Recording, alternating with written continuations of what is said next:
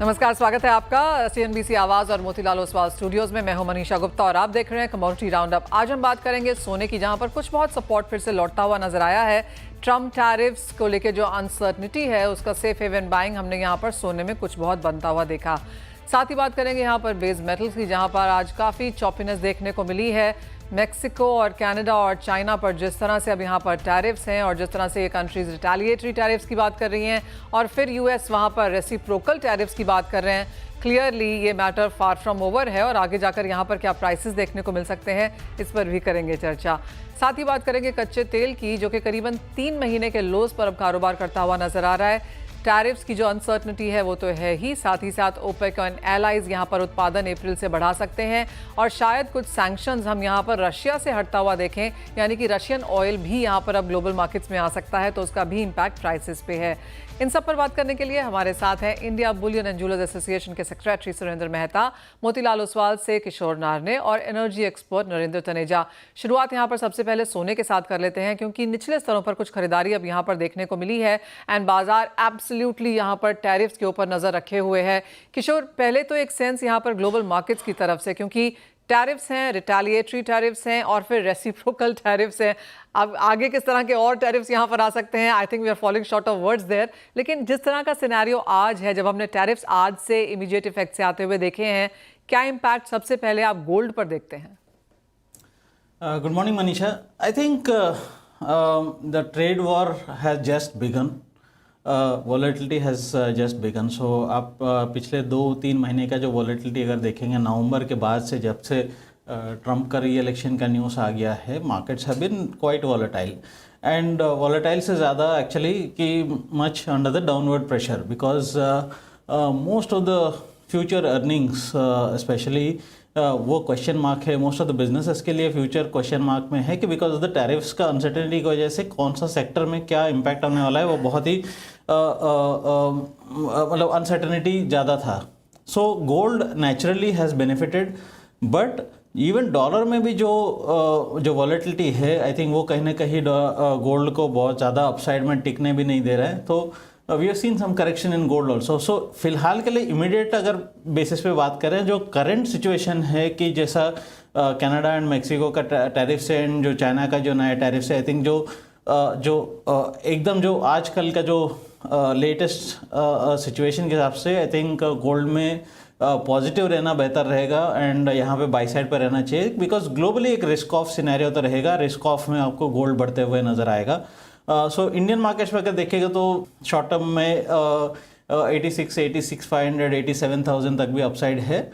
So even at current levels, और थोड़ा भी अगर डिप्स मिलता है टुवर्ड्स अराउंड 85,200 के आसपास मिलता है, तो मैं खरीदारी का सलाह दूंगा यहाँ पे बोथ गोल्ड एंड सिल्वर में। Again gold being a safe haven asset, I think अभी करंटली रिस्क ऑफ सिनेरियो में गोल्ड एक बेहतर एसेट रह सकता है। लेकिन जैसे आपने किशोर कहा कि चॉपीनेस यहाँ पर भी है और जो यूजुअल सेफ हेवन्स होते हैं, जैसे कि जापानीज येन हुआ, स्विस फ्रैंक हुआ, डॉलर इंडेक्स है या गोल्ड है, यहाँ पर हमने तेजी तो आते हुए देखी। लेकिन अगर हम पिछले 3-4 सेशंस देखें तो यहाँ पर भी काफ़ी फ्लैट मूव्स हैं। क्या ये मार्जिन कॉल्स की वजह से है, क्योंकि बाकी एसेट क्लासेस में सेल ऑफ है? और जैसे आपने कहा, क्या ये बाइंग अपॉर्चुनिटीज़ हैं इन सेफ हेवन्स के लिए? सो आई थिंक सेफ हेवन्स में जापानीज येन एक है कि probably it is not taking any cues from Chinese actually. So yuan is मतलब so एशियन कंट्रीज में जो safe heaven is Japanese yen, but at the same time काफ़ी हद तक क्यूज आपको चाइनीज रेनमिनबी से भी मिल जाता है। तो चाइना का टैरिफ्स का अनसर्टेनिटी की वजह से भी currency markets are not doing anything, but at the same time euro is also been stronger. Europe as a independent force, it's trying to show up its force after disconnection from US. US is trying to give some kind of a comfort to Ukraine. So I think kahin na kahin everybody is trying to establish their own self image in the global economy at the same time. So I think currencies kahin na kahin they are trying to take the cues from each other, but overall में dollar is still stronger as a safe haven, but जितना strength पहले था उतना नहीं है, because taking this into consideration that कि US economy पे जो टैरिफ्स का नेगेटिव इम्पैक्ट है वो कहीं ना कहीं आगे जाकर डॉलर पे भी आएगा। वेल एब्सोल्युटली काफ़ी अनसर्टन मार्केट है और जैसे आपने कहा ट्रेड वॉर्स अभी बस शुरू ही हुए हैं, लेकिन इस बाजार में भी यहाँ पर सोने चांदी में खरीदारी करना तो बनता है। एक इंडियन पर्सपेक्टिव भी यहाँ पर ले लेते हैं। सुरेंद्र जी, भारतीय बाजारों में अब यहाँ पर किस तरह की सेंस है, क्योंकि प्राइसेस वॉलेटाइल हैं, फिजिकल बाइंग ज़्यादातर जूलर्स हमें बता चुके हैं कि 25 to 50% डाउन है, जैसा कि हमने फरवरी का महीना भी यहाँ पर आते हुए देखा। एक्सेप्ट अगर बहुत स्ट्रॉन्ग किसी को शादियों के लिए लेना है तो वो लोग ले रहे हैं, अदरवाइज इन्वेस्टमेंट खरीदारी है। क्या वही ट्रेंड के साथ हमने मार्च भी शुरू किया है? देखिए मनीषा जी, मैं पहले थोड़ा सा इंटरनेशनल पर्सपेक्टिव पे जाना चाहूंगा। एक तो गोल्ड वालों के लिए एक अच्छी बात है कि सबसे जो पहला टैरिफ लग रहा है वो सिल्वर पे लग रहा है, क्योंकि मैक्सिको से ज्यादा सिल्वर प्रोड्यूस होता है जो अमेरिका की तरफ जाता है। तो ये एक सबके पूरे प्रीशियस मेटल मार्केट के लिए एक टेस्ट होने वाला है। अब वो 25% टैरिफ यदि वो सिल्वर पे लगाते हैं तो सीएमई एक्सचेंज में और वर्ल्ड के दूसरे एक्सचेंजेस में प्राइस डिस्पैरिटी होने वाली है। तो ये प्राइस डिस्पैरिटी को पूरा वर्ल्ड किस तरह से लेता है, ये सबसे इम्पोर्टेंट है। और यदि मान लीजिए मैक्सिको से सिल्वर यूएस की तरफ, क्योंकि 25% टैरिफ लगेगा, वो नहीं मूव होता है, तो क्या मैक्सिको उसे दूसरी कंट्री में डंप करने की कोशिश करेगा? तो हो सकता है कि भारतीय जैसे बाजारों में सिल्वर डिस्काउंट में आ जाए और अमेरिका जैसी कंट्री में सिल्वर महंगा हो जाए। तो पूरा वर्ल्ड मार्केट एक uncertainty, world commodity market uncertainty stage में जाने वाला है, जहां पे एक इंटरनेशनल प्राइस बेंचमार्क होते थे। तो ये अच्छी बात है कि ये शुरुआत सिल्वर से हो रही है और गोल्ड से नहीं होने वाली है। तो बहुत ही कॉशियस रहने की जरूरत है। हो सकता है कि उस कंट्री में टैरिफ लगने के बाद ये जो अवेलेबल गुड्स हैं वो दूसरी कंट्री में डंप किए जाएंगे and probably at a very high discount. तो मेरी सलाह यही रहेगी कि थोड़े दिन मार्केट से दूर रहना चाहिए, मार्केट को समझना चाहिए, क्योंकि क्या होने वाला है किसी को नहीं पता। ट्रेड बैरियर जरूरी नहीं कि प्राइस ऊपर ही लेके जाए। भारत जैसे देश में हो सकता है कि प्राइस को ड्रास्टिकली नीचे भी ला सकते हैं। जहां तक सोने की बात है, बिल्कुल इंडियन पर्सपेक्टिव में फिलहाल खरीदी कम है, लेकिन धीरे धीरे कुछ मैरिज बाइंग जरूर शुरू हुई है, जो कि मई महीने के अंदर तक, मई महीने में हमारे यहाँ पे मई जून में बहुत सारी मैरिजेस होती है, तो वो बाइंग धीरे धीरे अब शुरू होने वाली है और शायद होली के बाद उस पर थोड़ी सी रफ्तार और पकड़ेगी। प्राइस ऑफ कोर्स एक कंस्ट्रेंट है, लेकिन वो वेडिंग के लिए कंस्ट्रेंट कभी नहीं होते। एब्सोल्युटली। चांदी मेरा दूसरा सवाल था, लेकिन उसको आपने पहले यहाँ पर आंसर इन किया है। जैसे आपने कहा कि एक डिस्काउंट पे हमें यहाँ चांदी मिल सकती है, और वो डिस्पैरिटी या आर्बिट्राज हमने कॉपर में ऑलरेडी बनता हुआ देखा है। अगर हम एलएमई का कॉपर देखें और यूएस के कॉपर प्राइसेस देखें तो यूएस का कॉपर प्राइस $100 पर टन के प्रीमियम पे काम कर रहा है। बाकी रेस्ट ऑफ द वर्ल्ड में थोड़ी सी यहाँ पर गिरावट देखने को मिली है। क्या उस तरह का डिस्पैरिटी चांदी में बन सकता है? Because being a precious metal, क्या आप इतना बड़ा डिस्पैरिटी वहां पर आता हुआ देखते हैं? जी बिल्कुल, मैं देख रहा हूं। और ये डिस्पैरिटी चांदी में नहीं, धीरे धीरे यदि गोल्ड पे भी टैरिफ लगता है तो गोल्ड में भी इस प्रकार की डिस्पैरिटी आ सकती है, और हमें इस चीजों के लिए तैयार होना चाहिए। ये सिर्फ प्राइस की बात नहीं है। ये जो वर्ल्ड किसी गोल्ड के प्राइस को एक बेंचमार्किंग करता था, एक जैसे हम एलबीएमए का प्राइस लेते थे या सीएमए का प्राइस लेते थे, तो अब हम किसका प्राइस लेंगे? क्योंकि पूरा वर्ल्ड हिल जाएगा इस तरह के ट्रेड बैरियर से। तो कैसे होगा मार्केट, कैसे बिहेव करेगा, बहुत ही कह पाना कठिन है।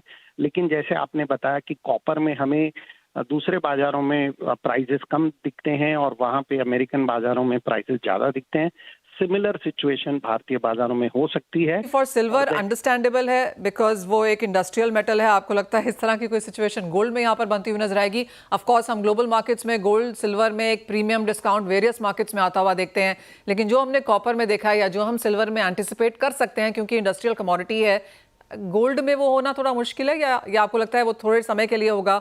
किस तरह की तैयारी फिर उस हिसाब से आप देख रहे हैं विद इन योर एसोसिएशंस? देखिए, आज सुबह से ही यदि आप देखें तो एक मार्केट में अनसर्टेनिटी छा गई है, गोल्ड मार्केट में भी। कभी डिस्काउंट $9 हो जाता है, कभी $15 डिस्काउंट हो जाता है। तो आज डिस्काउंट है मार्केट में, भारतीय बाजारों में डिस्काउंट है। गोल्ड में कोई किसी प्रकार का प्रीमियम नहीं है।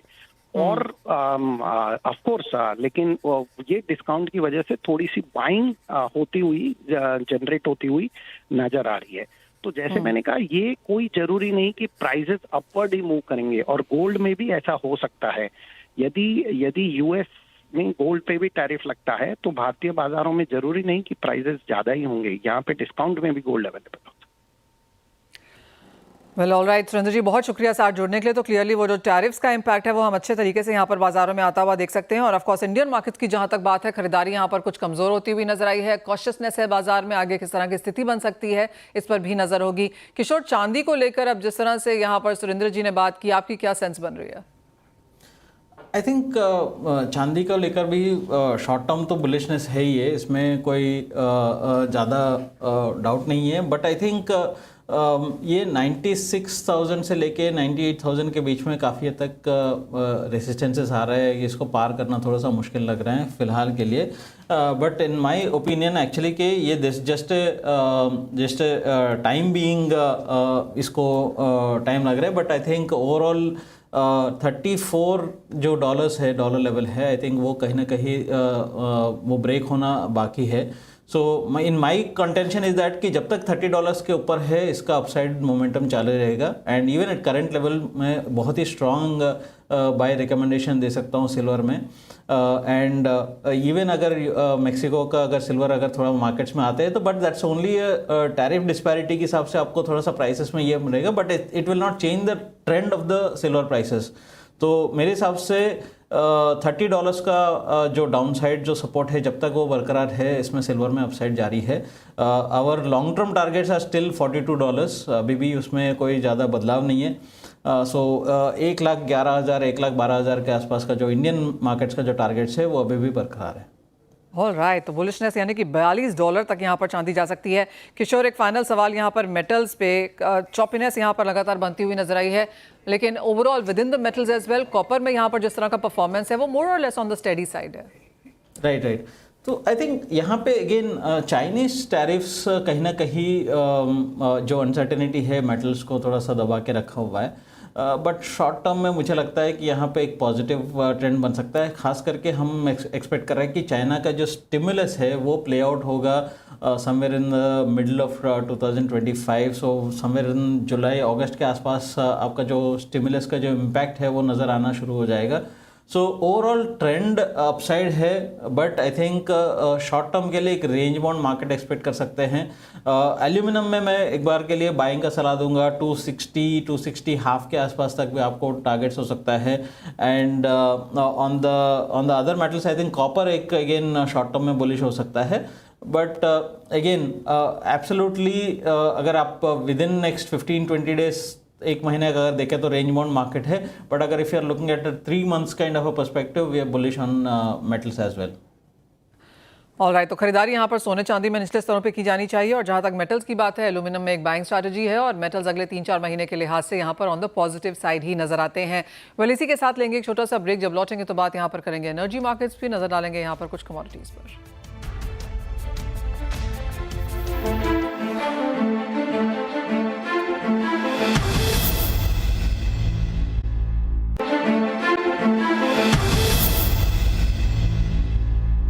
बात अब करेंगे कच्चे तेल की, जहां पर 12 हफ्ते के लोज पर हमने यूएस क्रूड प्राइसेस आते हुए देखे हैं। हमारे साथ नरेंद्र तनेजा जी जुड़ चुके हैं। तनेजा जी, शुक्रिया साथ देने के लिए। क्लियरली एक चॉपीनेस है यहाँ पर मार्केट्स में, लेकिन मोर और लेस अभी भी विद इन दैट रेंज यहाँ पर क्रूड ऑयल प्राइसेस हैं। लेकिन जिस तरह से यहाँ पर टैरिफ्स आज इंप्लीमेंट हो गए, ओपेक अपनी प्रोडक्शन बढ़ाएगा, रशिया की शायद हम कुछ सैंक्शंस में रिलीफ आता हुआ देखें, ये सारे फैक्टर्स के बैकग्राउंड पर हमने कच्चे तेल में गिरावट आते हुए देखी है। इन तीनों ही पॉइंट्स को कैसे देखते हैं आप? नहीं, बिल्कुल आपने सही कहा। देखिए, जियोपॉलिटिकली अब काफी जो है यूरोप ने अपना पहल करी है, वो अपना एक सोल्यूशन लेके यूक्रेन को लेके आना चाहते हैं। लेकिन अमेरिका ने स्पष्ट किया है, जैसे उन्होंने कल रात जो है उन्होंने कहा कि भाई ठीक है, यूक्रेन को जो वो सहायता देते हैं उसको रोक रहे हैं। तो कुल मिलाकर के पश्चिम, जिसको द वेस्ट बोलते हैं, उसके अंदर ही रिफ्ट आ गया काफी, खासतौर से यूक्रेन को लेकर के। लेकिन बाजार ने उसको भी फैक्टर इन किया है। फिलहाल बहुत ज्यादा चिंता नहीं दिखाई है। कुल मिला के तेल का बाजार मानता है कि आने वाले 2-3 महीने के अंदर कोई ना कोई समाधान हो जाएगा, क्योंकि अमेरिका बड़ी शक्ति है और अमेरिका को इग्नोर करना यूरोप के लिए, यूक्रेन के लिए इतना आसान नहीं होगा। दूसरा, टैरिफ की जहां तक आपने बात करी, अब टैरिफ तो इम्पोज हो गए हैं, लेकिन 10% ऑयल पे है। अब देखना होगा उसका कितना असर पड़ता है, क्योंकि अमेरिका जो है वो दुनिया का सबसे बड़ा तेल का उत्पादक भी है। लेकिन सबसे अहम बात जिसकी वजह से जो, तो एक तो ओपेक ने फैसला किया कि वो उत्पादन जो है वो मतलब वापस उसको शुरू करेंगे। कुल मिलाकर के उनको मार्केट शेयर की चिंता है, क्योंकि नॉन ओपेक कंट्री जो लगभग 60% तेल वहां से आता है, जिसमें अमेरिका भी शामिल है, नॉर्वे शामिल है, वहां वो अपना उत्पादन बढ़ाने की बातचीत कर रहे हैं। लेकिन कुल मिलाकर के ट्रम्प सरकार की ये कोशिश है और उसके लिए वो कैरेट एंड स्टिक दोनों का प्रयोग कर रहे हैं, और उसमें उनकी कोशिश है कि तेल की कीमत को $65 पर बैरल पर लेकर के आया जाए। वो सऊदी अरब पे भी प्रेशर डाल रहे हैं, अपने देश में कह रहे हैं इसका उत्पादन बढ़ाओ जिससे कि बाजार में सप्लाई साइड कंफर्टेबल हो जाए। दूसरी तरफ जो है, अगर ये सहमति यूक्रेन को लेकर होती है, इसका मतलब ये है कि रूस का वो तेल जो बाजार में थोड़ी दिक्कत के साथ आ रहा था वो पूरे जोश के साथ आएगा, और दूसरी तरफ जो ईरान का जो तेल चाइना को खासतौर जा रहा था उस पर कहीं ना कहीं रुकावट लग जाएगी। तो ये उनकी कुल मिलाकर के जो तेल की कूटनीति आज चल रही है उसमें कुछ ना कुछ कामयाबी नजर आने लगी है, यही वजह है कि कीमतें नीचे जा रही है। मेरा मानना है कि आने वाले 2-3 महीने में स्थिति स्पष्ट होगी, लेकिन कुल मिला के ब्रॉडली जो अभी ऐसा नजर आता है कि ट्रम्प साहब बहुत फोकस्ड हैं, और उनका जो वो ड्रिल बेबी ड्रिल के साथ साथ जो है कुल मिलाकर के तेल की कीमत कम करना, $65 पे लेकर के आना, लगता है कहीं ना कहीं उनको थोड़ी सी सफलता मिल रही है। लेकिन तेल के बारे में ये होता है कि बहुत लंबा प्रेडिक्शन ठीक नहीं होता। मेरा मानना है कि अभी तेल दबाव में रहने वाला है। ओपेक के कदम से जो ये कि सप्लाई साइड की जो कंसर्न जो थोड़ी बहुत थी, कोई बहुत ज्यादा नहीं थी, वो भी काफी कंफर्टेबल स्पेस में चली जाएंगी, और अगर यूक्रेन को लेकर कोई समाधान हो जाता है तो फिर तेल की कीमतें जाहिर है और नीचे जाएंगे। तो आप ये कह रहे हैं कि ऊपर जाने की बजाय नीचे जाने की ज़्यादा यहाँ पर रीजंस हैं तनुजा जी? जी बिल्कुल मनीषा, अब कोई देखिए ऊपर जाने की दो ही कीमत जो है वो जब ऊपर तभी जाती है, या तो डिमांड एकाएक बढ़ जाए या जियोपॉलिटिकल फैक्टर कोई बहुत बड़ा हो जाए। अब जियोपॉलिटिकल फैक्टर फिलहाल यूक्रेन है, ठीक है, गाजा वगैरह भी, लेकिन फिलहाल यूक्रेन सबसे बड़ा है, और उसको लेकर के लगता है कि अमेरिकी राष्ट्रपति ने ठान ली है कि वो उसका कोई ना कोई समाधान निकाल लेंगे। और अमेरिका और रूस अगर एक साथ हो जाते हैं यूक्रेन को लेकर के, यूरोप के देश कुछ भी कोशिश करें लेकिन बहुत ज्यादा उनको सफलता नहीं मिली। हमको ये नहीं भूलना चाहिए, जो यूरोपीय देशों का सम्मेलन हुआ लंदन के अंदर इतवार को, इनसे एक प्रश्न पूछा जाता है कि 3 साल से यूक्रेन का युद्ध हो रहा है, इससे पहले कि ट्रम्प साहब ने आके शांति की बात करी, आपने क्यों नहीं करी? 3 साल से आप क्या कर रहे थे? तो प्रश्न ये होता है कि 3 साल से आपने कुछ नहीं किया, आपने युद्ध को बढ़ने दिया। अब ट्रम्प ने कोशिश की है तो आप सम्मेलन बुला रहे हैं और आप तरह तरह की बातें कर रहे हैं, उसमें क्रेडिबिलिटी थोड़ी कम हो जाती है। तो चाहे वो कितना भी सम्मेलन करें, कोई भी कोशिश करें, अगर अमेरिका तस्वीर में नहीं होता है तो कुछ होगा नहीं, क्योंकि अमेरिका ही नेटो का 50% पैसा वो देता है। यूक्रेन को जो सहायता हथियार जाते हैं 50% भी अमेरिका ही देता है। और अगर अमेरिका ने ठान लिया है कि यूक्रेन में शांति लानी है, समय लग सकता है, यूरोप उसमें अड़ंगा लगा सकता है, कुल मिला के अपने टेबल पे बैठने की जबरदस्ती कोशिश कर सकता है, लेकिन मुझे लगता है अगर अमेरिका और रूस चाहते हैं तो फिर जो है वो शांति तो आएगी। Fair point. एक और फाइनल सवाल, और ये यूएस के स्टैंड पे है जो ग्रीन एनर्जी पे कम और फॉसिल फ्यूल्स पे ज़्यादा है, with the kind of narrative जो हमने वहाँ से आता हुआ देखा है, इसका अब आगे जाकर क्या इम्पैक्ट आप देखते हैं, क्योंकि वो बार बार हमने रिएटरेट होता हुआ देखा। बहुत अच्छा आपने प्रश्न किया। देखिए एक चीज तो ये है कि बड़ी स्पष्ट है कि बाइडेन सरकार ने रिन्यूएबल एनर्जी को वेपनाइज किया था, उसको एक कूटनीतिक हथियार बनाया था, उसके माध्यम से अमेरिका का पूरी दुनिया में प्रभाव, टेक्नोलॉजी अमेरिकी की फैलाना, अमेरिकी पूंजी को फैलाना, वो सब उसके लिए काम कर रहे थे। वो सस्टेनेबल था ही नहीं। भारत जैसे देश तो अंदर से बहुत परेशान थे इस चीज को लेकर के। पूरी दुनिया रिन्यूएबल का गाना गाने लगी थी। हकीकत ये थी कि आज की तारीख में भी 80% ऊर्जा तेल और फॉसिल फ्यूल से आती है, और 20 साल पहले भी यही स्थिति, और आने वाले 10 साल में कोई बहुत भारी परिवर्तन होने वाला नहीं है। तो कुल मिला के अब जो है वो कंपनियां, जैसे आपने बीपी को उस दिन देखा, BP is back to oil, है ना, ज्यादातर कंपनियां बैक टू ऑयल जाएंगी, और भारत की वो कंपनियां जो बहुत ज्यादा रिन्यूएबल करने लगी थी, चाहे वो सरकारी थी या प्राइवेट थी, उनको भी थोड़ा समय आ गया, जागना चाहिए। रियलिटी ये है कि रिन्यूएबल फ्यूचर है, रियलिटी ये है कि रिन्यूएबल सप्लीमेंट करेगी फॉसिल फ्यूल को, लेकिन अभी जो है फॉसिल फ्यूल का विकल्प एकदम आने वाले 10, 15, 20 साल के लिए भारतीय अर्थव्यवस्था के लिए खास तौर से नहीं है। तो हमको दोनों चाहिए, रिन्यूएबल तो चाहिए। अमेरिका का आपने प्रश्न किया, अमेरिका में रिन्यूएबल को इंसेंटिवाइज किया गया, सब कुछ करा गया, लेकिन वो चलता रहेगा। रिन्यूएबल ग्रेजुअली रिन्यूएबल आएगा 20, 25, 30 साल बाद, लेकिन अभी जो है अमेरिकी अर्थव्यवस्था को अगर आगे बढ़ाना है, और खासतौर से अमेरिका में मैन्युफैक्चरिंग को बढ़ाना है, जो ट्रम्प साहब कोशिश कर रहे हैं, वो बिना फॉसिल फ्यूल के संभव नहीं हो पाएगा।